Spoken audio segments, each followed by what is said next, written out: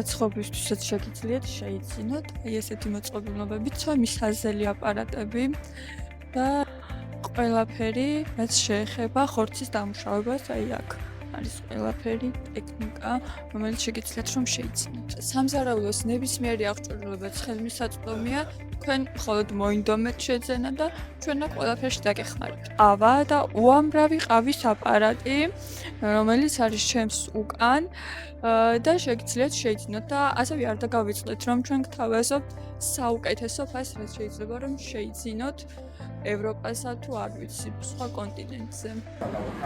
他是怎么说嘛？我是年后，哇，也可能是年前，你们什么时候搬家？